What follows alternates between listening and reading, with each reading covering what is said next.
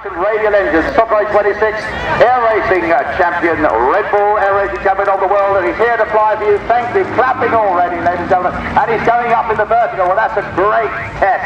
Yes, Brendan, he's just announced over the air he's going to do a full show for a go. Okay, he's going to do a full show, ladies and gentlemen. Can you believe that? Okay, these high-speed rotations on the way down. It's a flick roll, pulling back on the six, damping on the rudder.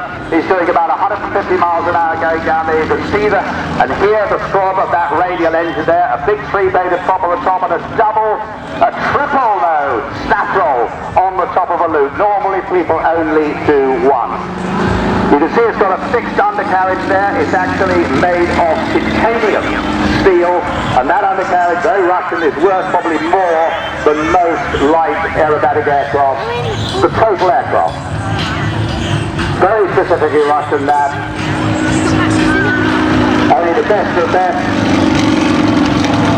Like our pilots, hesitation roll, 4-point hesitation roll. And again, you can see it, but hear the rumble of that wonderful radial engine, 9-cylinder, everything operated on the aircraft by pneumatics. And look at that yawing through 90 degrees while upside down. That's one of his classic maneuvers, and normally when the Matadors, of course, are flying together, they do that in formation. So he's presenting not only individual aerobatic figures of a very high level, but also figures that they fly in formation, he and Steve Jones.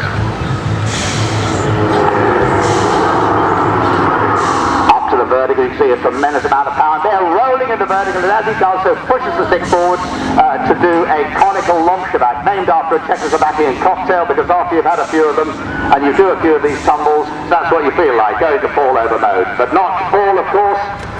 Here, lining himself up on the A-axis, as we call it, aileron roll one way, aileron roll the other.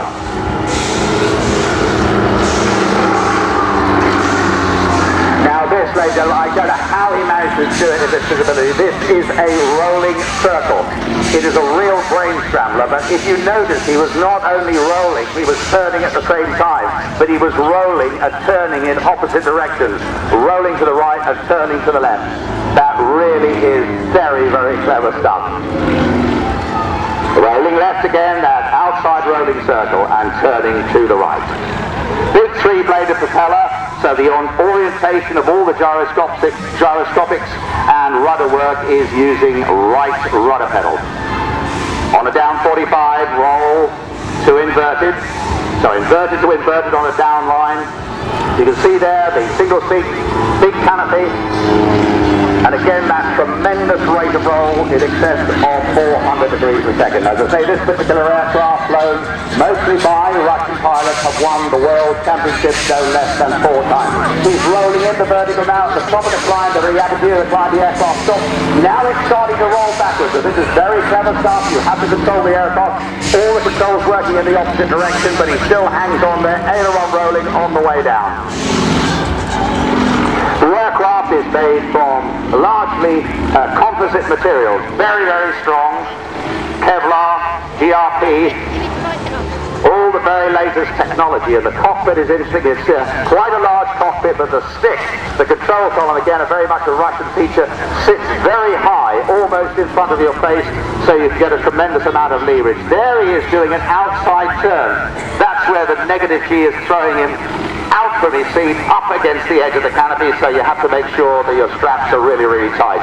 About a -3, -4 turn there, straight into a positive rotation, series of aileron rolls, and again, there he is, he's upside down on the outside of the turn, rolling and turning. So he's looking at the sky all the time, he's watching what's coming in, he's got one eye over his shoulder looking back at Bournemouth to make sure he doesn't get cut off by one of these suckers' holes. So it requires a great deal of spatial orientation, thinking all the time, looking at the ground. There he is over the top of a loop onto the down 45, half aileron roll. We call it a Cuban, a half Cuban. High-speed aileron roll once again, and you can see a tremendous amount of penetration.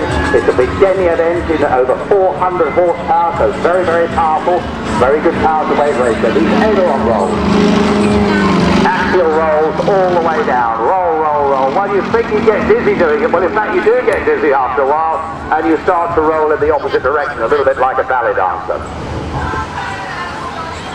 The cockpit, as I say, I've described to you, it's quite large, big, thick, but also you get a tremendous amount of heat coming from that radial engine. And the firewall, just at the bottom of your seat there, is all being pumped up the whole time. So the workload of the cockpit is incredibly high. The orientation to the ground, you have to be on the ball all the time. There he is, give him a big wave, ladies and gentlemen. He's giving us a wave there. I can see him, his hand going up and down. The first full flyer, bless you all, thank you. We have got some flying for you.